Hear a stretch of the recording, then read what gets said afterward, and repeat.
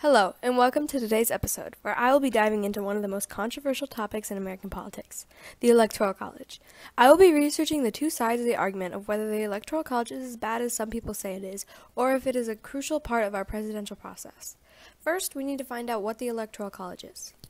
It's a bunch of people who vote based on what there's like they're a bunch of delegates, and delegates are based on population, and they're called the Electoral College, and they all vote based on what their state votes. So say someone gets over 50% of the vote in a state, then they get most of the vote in the state, then they get that state. And they get the delegates that are in that state. So say you win California, you get 55 delegates. Now that we know what the Electoral College is, we can get into the pros and cons. The Electoral College has been for a long time an institution that has stayed unchanged. Here are a few reasons people claim that it should stay this way. The Electoral College prevents states with larger populations having more power than smaller states, making it harder for smaller states to be overshadowed and letting everyone have a voice. Because the Electoral College is not based on majority like the popular vote, candidates are forced to campaign all across the country. For example, since there is a big increase of urban cities, rural cities' wants and needs will be completely ignored by politicians, since they would only need the majority vote. And if there are more than the majority in the urban areas, then there is no need for candidates to listen to what the rural cities need. Since the Electoral College does exist, this is not a problem, because the candidates need the votes from both the rural and urban cities to win. The Electoral College greatly decreases the chance of a runoff election. A runoff election is held when the first election did not get a majority vote. Runoff elections are bad because they can lead to a lot of confusion and anger from the people. With a popular vote, it is possible that neither of the candidates would obtain a majority of the votes, but because of the Electoral College, this rarely happens. To win the Electoral College, a candidate needs to get 270 votes or more. There are 538 votes that could be won, and 270 is more than the majority.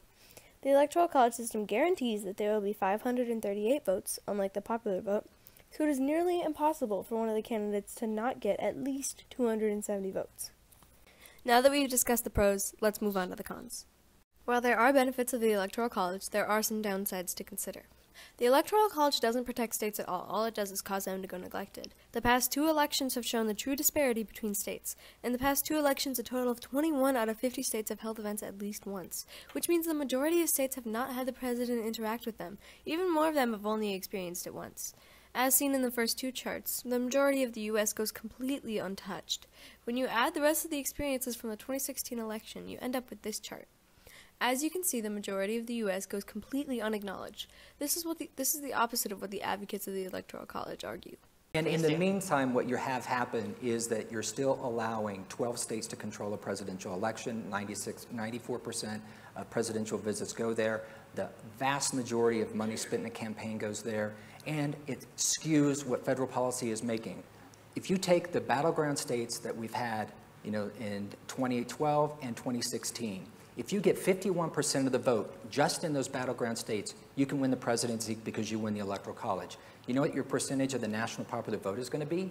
24%. Some might wonder why the Electoral College does this to small states. It is simple. Because some states have different balances of voters, some states are more likely to change who their votes go to.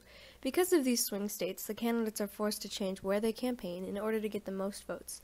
These swing states force the entire election upon certain states and make the votes of the rest of the country almost unnecessary.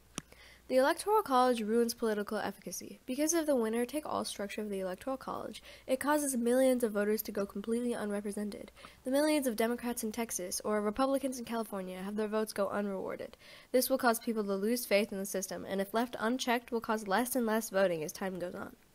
When political efficacy decreases, it causes an increase in partisanship and polarization. According to some new studies, there could be a double-digit percentage increase in partisanship due to the electoral system.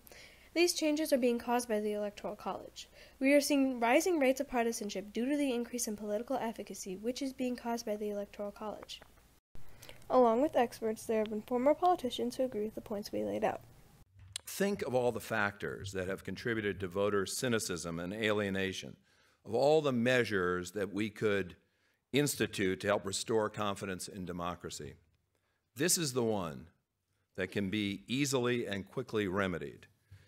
In all, the Electoral College is filled with controversy. The main argument for it comes with the idea that it protects small states. The other side argues that the Electoral College doesn't protect states, and it leads to the partisanship we have seen over the years. It is hard to say which argument is more believable, but I hope that you can decide where you align. Thank you.